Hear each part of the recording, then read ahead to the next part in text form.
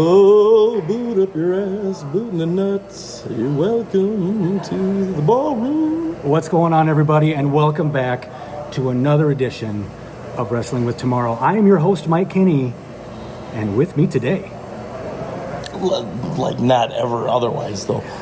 Like always here with the Mikester, your co-host, Randy Herrig, and special co-host, Jeremy Martin's glasses. There they are.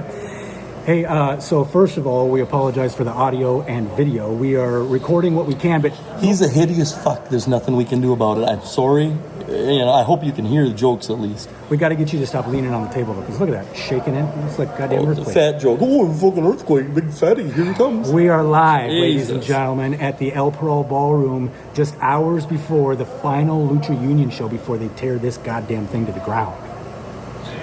That is a crime in itself. But as sad as that is, tonight we're going to make the best of it. And they're going to tear it down, but we're going to blow the damn roof off tonight first. Yeah. We just finished setting up the best we can. We're putting the finishing touches on it right now. But this event is so much bigger than just another wrestling event. This is the culmination, really, of many professional wrestling careers that started in the late 90s right here in Austin, Minnesota. And right here in good old Austin, Minnesota. Spam Town, ladies and gentlemen. The beauty of what we're doing... Spam Town! What's up, Spam Town? That's for a special audience of one. And you know who you are. Yes, but the reality is that this building's going to be gone before we know it, so we're just very lucky to be able to get in here one more time and run a show for each and every one of you. And I'm spilling my water. I'm going to spill your water, too. Oh, fuck. I love you. I'm fucking soaked now. He was excited about the show before, but now he's, now I'm wet, too. Well, look at this shit. Should we do this? Will he punch him in the face? We're not there yet. Punch him in the face yet? We're not there yet. Oh, dude, we are excited. Assholery and tomfoolery is running amok today. And I'm not even mad. That actually felt pretty good. Hey, listen, one of the things I think we should talk about today, though, is the preparation and the mental state that happens when you're putting together any event. This doesn't have to be a professional wrestling show. There was an enormous amount of stress that came with putting together my daughter's graduation party. You've been down that road a few times. Hosting events, doing all of that can add a new layer of stress to your personal life. Oh, and everybody around you. Right? And whether you like it or not, you don't intend to, but... It becomes a thing. It does. And a lot of people ask me, Mike, are you going to continue to run more shows? The reality is I'm really not. And the truth of the matter is that I've loved my time in professional wrestling. I know Randy's loved his time. Right now, there's so many other things going on with me personally and professionally, plus the podcast. There's just no time. And my point is that these kinds of events take up an enormous amount of time. So let's kind of start from the beginning. When you're putting together any event, first and foremost, you got to find a date with the venue that you choose, which can often be pretty difficult. When you're explaining this to somebody, that oftentimes seems like the first step, but even before that, you have to find a venue that can host what you need, and they got to be willing to do it. Yeah. And sometimes that's a chore in itself when, hey, we want to bring wrestling in, and they're like, what? No, we didn't say Demolition Derby. We didn't say, wrestling, but, to find that. But yes, you're 100% right. Yeah. 100% right about the venue. That's a huge part of the show. And this venue right here is it's history. So many things over the years, including my first match, and all sorts of a litany of country music concerts and old rock and roll concerts. Yeah. And just this was the place to be in its heyday, and people forgot that. Yeah. But tonight, being in this building, and we're a ways from bell time, and you get that feeling right here. When you walk in this building, I'm telling you, it's a rarity, but I'm not bullshitting you a second. All the way up and through yesterday, I wasn't super excited to do the show today. And because it comes with an enormous amount of stress, It's a ton of fun, but there's a lot of stress going with it. We talked about booking the building. So let's say now at this point you've booked the building, you have a date. Now you got to book your personnel. Now booking talent for a wrestling show can be tough. If it's a wedding, maybe you're putting a wedding together. Well, you got to have the caterer, you got to have the flowers, you got to have the DJ, you got to have all these things lined up. That's the personnel for those. Some of you even have a wedding coordinator, and that's why, is because there's so many moving parts to running and hosting an event that if you're not savvy, if you don't have any experience in doing it, it can become a giant time suck. Oh yeah, for sure. And you know, when you think about wrestling, you think about the matches. But there are a hell of a lot of working parts behind the scenes. And also, you know, your announcer, you know, referee, or more than one referee. Yep. People selling concessions, people selling gimmicks, you know, merch, all of that. People taking tickets at the door.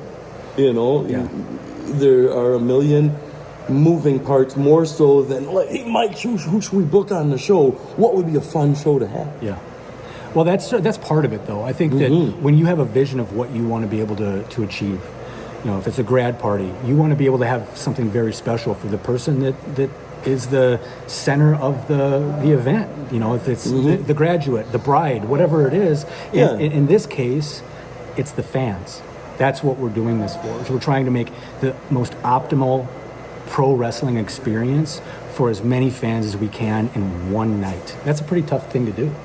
Yep, for people that have loved it for years, to maybe those walking in tonight and this being their first show. We want them to leave feeling like, man, that was special, and I'm glad I was there. You're right. That's a huge thing. That's correct. You can run a bare bones show. You can put in very little effort. You can do that. Yeah. But it appears when people walk through the door, that's what they get. I'm sweating like crazy still. We have been here we've been here a few hours, and setting up and getting everything ready is just, and it's warm out. It's summer inside of a building that doesn't have AC. It's actually not too bad in here so far. Not really. It's going to heat up, though. Mike and I sweat like a couple of Huzors in church. You know, just saying. So it could be like 30 degrees in here. We'd probably both be sweating anyways. And we've ran enough shows that we're not nervous about that. Yeah. So it's definitely the sweat glands. The sweat glands are Speaking of sweat glands, it looks like one will be here shortly. Yes, that's fantastic. Also, so now we've gotten to the point where venue's booked, you've got your talent and staff booked. Now it's a matter of being able to get the word out. So again, if this is not a wrestling event and it is something going on in your life, you got to send out invitations.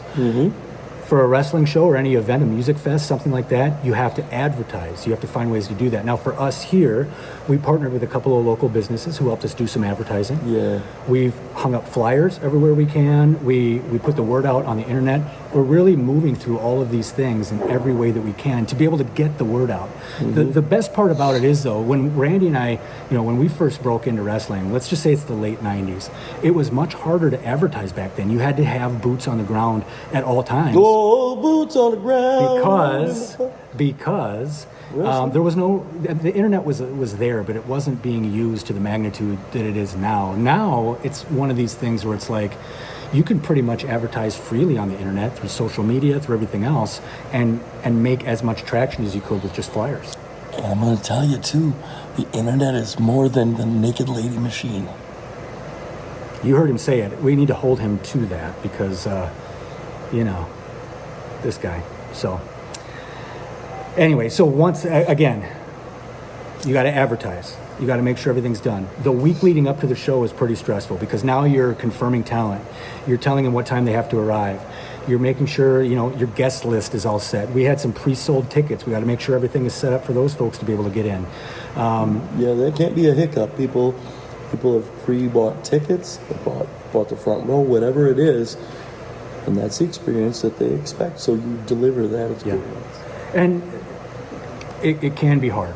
Because I'll tell you, like, running this show, what they'll find out tonight is we had a women's match booked. One of the two women that was supposed to be here tonight, she was having car issues. She can't make it. So we're having to adjust some things along the way and still make the show as quality as possible when you do have personnel issues like that, because they are going to come up and you need to be prepared for those. It's going to feel like a setback. it takes a toll on your confidence when these setbacks happen. Sure they do. Yeah, it does for sure. And, something for people that don't run a show, like doing the graduation thing or doing a wedding, like that's one-off. Genuinely, like the groomsmen or something, not going to be like, I can't make the show. Yeah. Like, you're pretty good. But believe me, in my experience of running it, I have never booked a show in the beginning that happened that night. That always has something that switches. And without digging too deep into things and stuff, we've had 3 or 4 of them within the last week or something, trying to, so keeping our minds together on this and not being like, geez, what the hell? Yeah. Has been kind of a thing. But yeah, there's pressure anyways, and let alone when you're adjusting on the fly, because that's what the job requires. It's true. Yeah, it's tough. I'm sitting here right now as we're doing the podcast, running through the list of things I still have to get done today.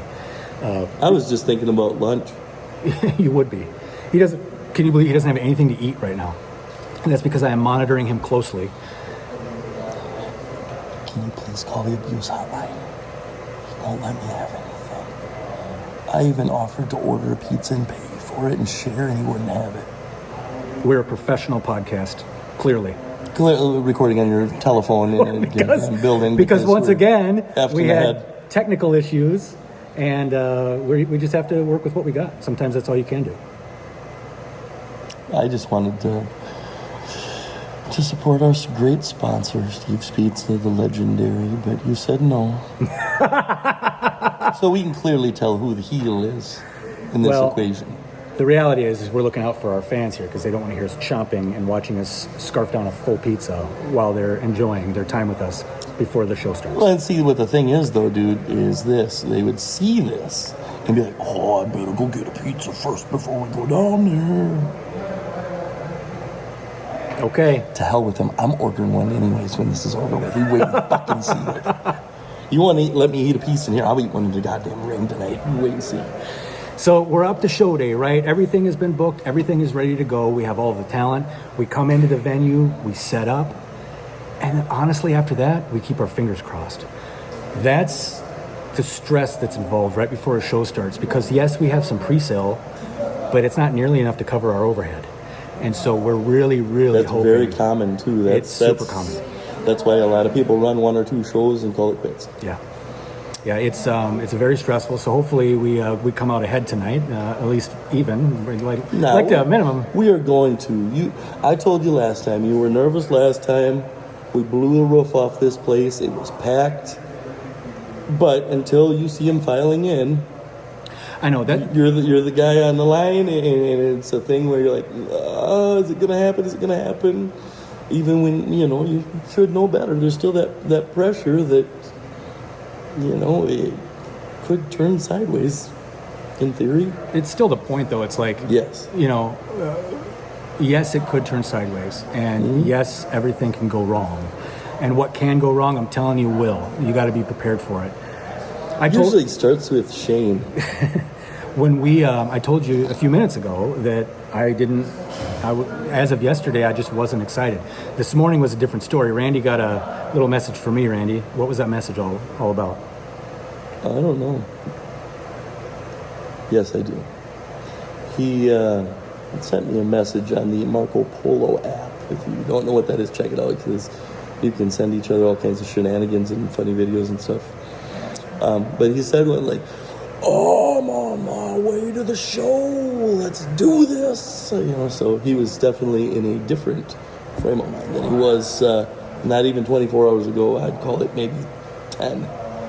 Yeah, it's valid. It's something valid. like that. Yeah, it's I think it boils down to just the stress. Like if we didn't have to worry about the money side of things, it would make things a whole lot easier. But that's life, and that's part of booking events, wrestling show or not. There's the overhead that you got to account for, and it can be tough. It can be very tough. Oh man, and see, like that's what happened with ChapelCon in Albert Lea too. Yeah. I ran that one along with Gilbert from the Chapel in Albert Lea, and we did a small town Comic-Con Minnesota, thing. Albert Lea, Minnesota. It's been a while now, but we went 2 years Gilbert financed the entire Comic-Con out of his pocket, which doesn't, lower this at all, but the amount of moving parts and celebrities and money on the line for that, is out of this world compared to this. But he did it 2 years in a row. And the funny thing is, too, it was kind of like Denver Comic-Con. The big cities had it. We did it in Albert Lee when that was kind of not a thing. Yeah. And the city board had us come in, and they acknowledged us and gave us an award for our efforts for this. And that was very cool. And they said, well, we want to, keep this going and keep it being an annual thing. And, well, they asked Gilbert what they would need to do for that. And he explained to them what that was and the amount of money that he actually shelled out to do this thing. And they're like, well, we can't do that. Yeah. So that was a 2-year deal. But once again, what a fun time. What an awesome event. People loved it. I still have people coming up being like, man, I wish you'd do that again. Yep. And if it was just for the love of the game, I'd do it. But it's one of those things where you can't tell. That sounds like grace. It is. Uh-oh. It is. The San Diego Gooser just got here, evidently. Yeah. But, yeah, man, there's a lot to it. And when you can't get your city on board, well, there's only so much that one single person or two or whatever it is can shell out. Yeah. No, Stuff's expensive now, just running a household and buying groceries and paying the house mortgage and everything else. Yeah. So it makes it difficult. So that's just my little. When you get the treat to have independent wrestling or some event like that's out of the norm that you don't get, go and check that out and support that kind of stuff. At least get the word out to other people if it's not your thing. Maybe your niece or something would love something, or your cousin would love it because they love wrestling. Or help them. Yeah. Help them. Please help them. Yeah, because it's always an incredibly heavy lift, more so than you would think. So, show wraps up. Next steps are paying everybody, and that's when you hope you made enough at the gate, man, to make sure that everybody gets what they need. Oh, yeah. Sometimes, if you're really lucky, there's money left over to go on to the next show. But, people always ask, how much money did you make in independent wrestling? I'm telling you guys right now, there's little to no money to be made at the independent level. Not a lot. No. If you're a wrestler on the show, maybe $100, maybe a couple hundred, maybe. Yeah. Depending. You got to be on a pretty damn good big show for rolling over $100. Yeah. You really do.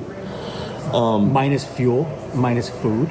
Minus whatever wrist tape or whatever else, Buy a new trunks. Yeah. Or, hey, I got a new pair of boots to match my new stuff. Yeah.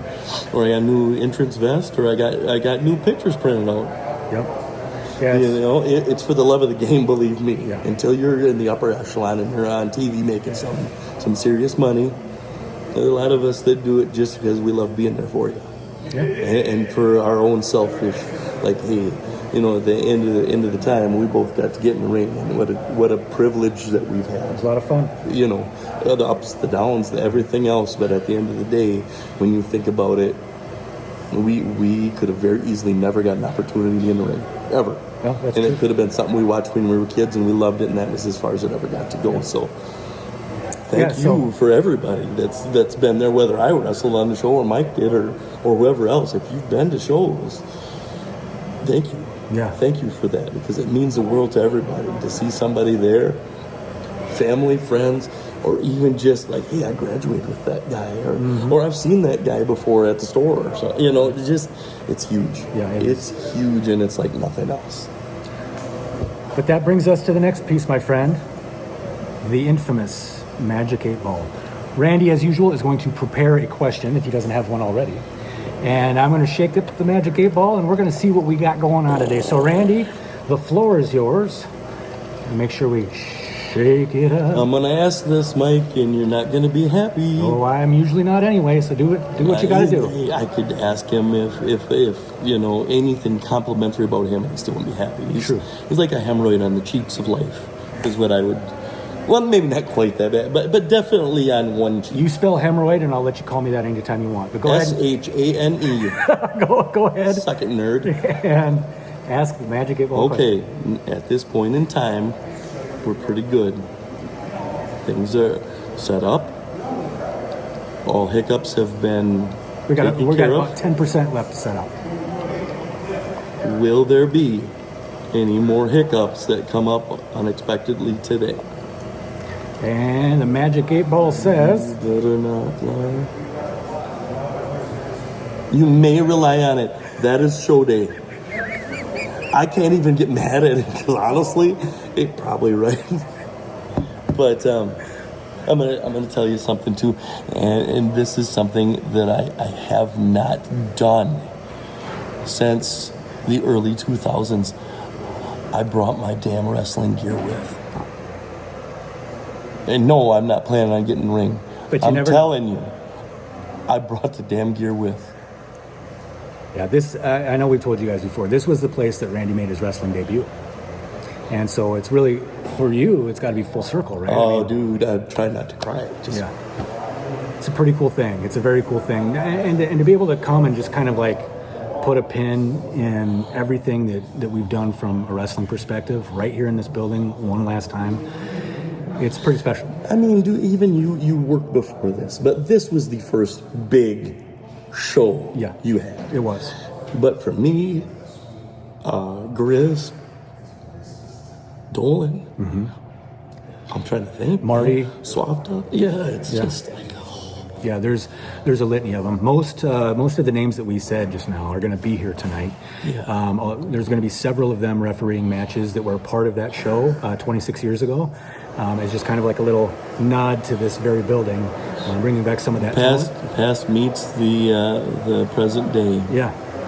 So that's pretty special, and I'm glad we could do that. I think that had we not done that, it would have been a disservice to all of them and this building because, man, what a place. If April 15th, 2000 would have never happened, you wouldn't be watching this today. It's probably true. It's probably very, very true. You know, especially with me on here. We wouldn't even known each other. Yeah, you're right. Yeah, so we were changing the wrestling business back then, and we didn't even know it. And we just thought we were having a show. We didn't set out with some chip on our shoulder. You know, we were just some guys that wanted to get in. Run a show. And we did it, and it was a lot of fun. We've got a really good track record in this building so far. The only 2 shows we've run here have been really greatly attended. Bangers, baby. And we're really hoping tonight is the top of the heap for that. We want to just standing room only. That would be ideal for us. Well, then I guess we can call that the Trace Factor. Or no, we cannot. Well, we shouldn't.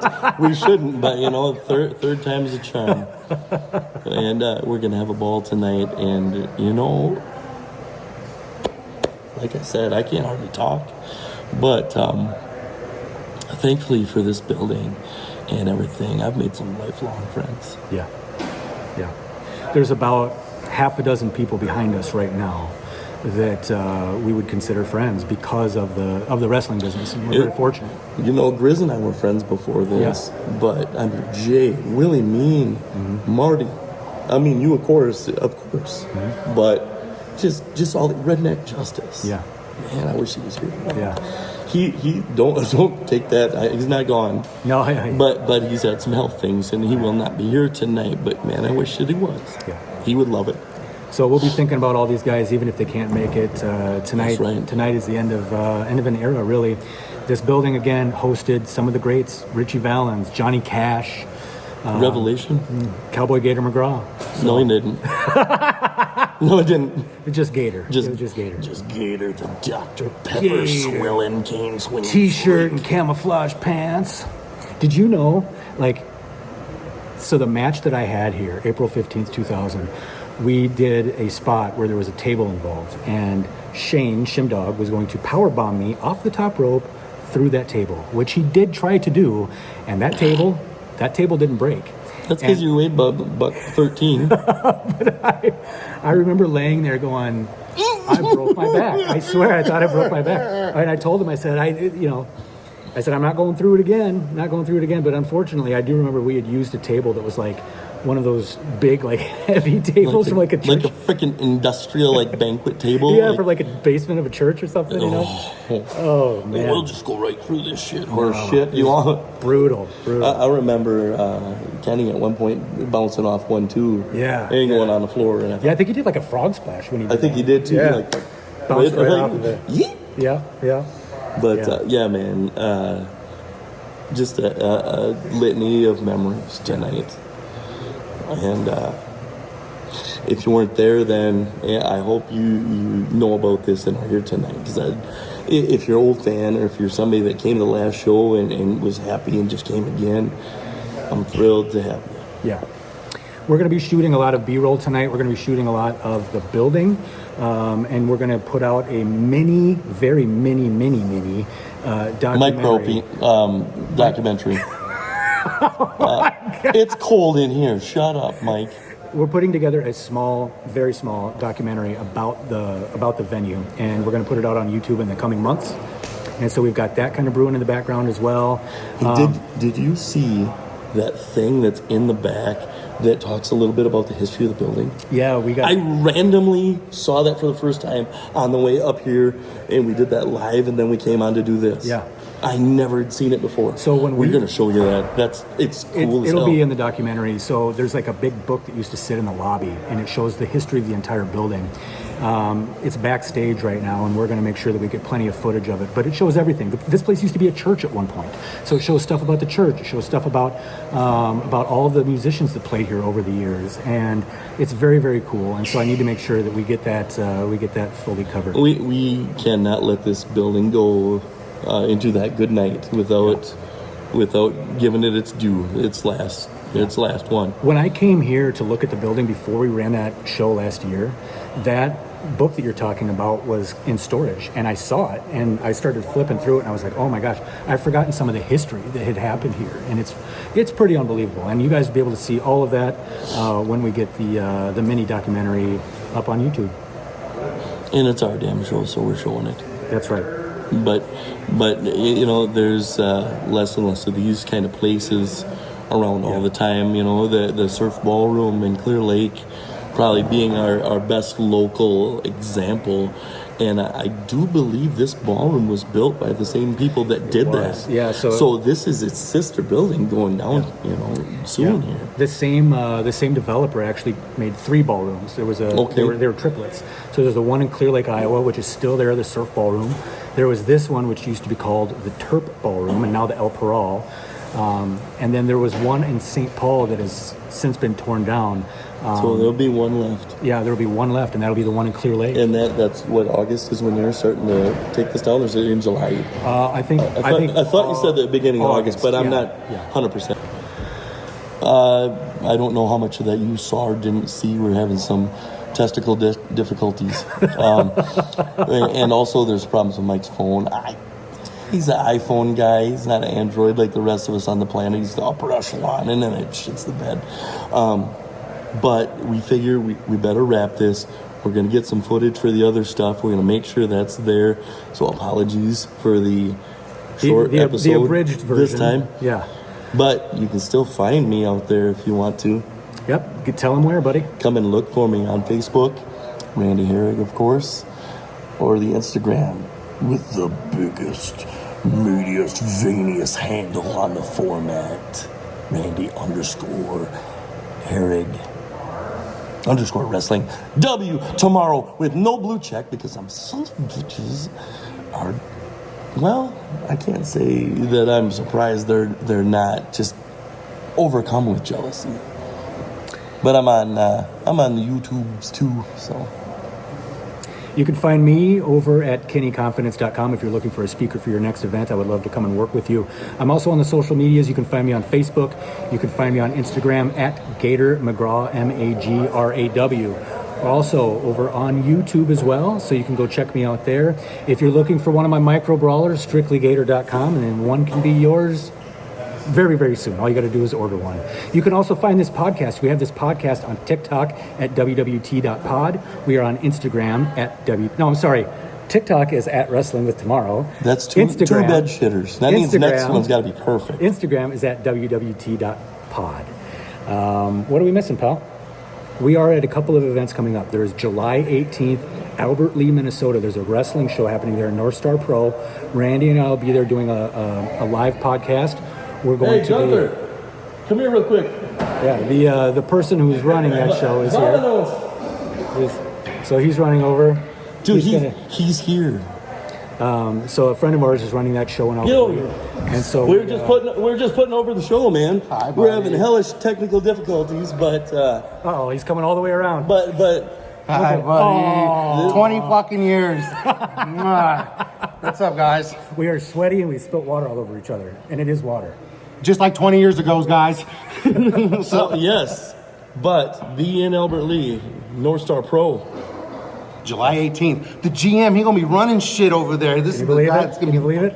I'll be there too. I'm gonna be running my mouth His at mouth. least. You can guarantee it.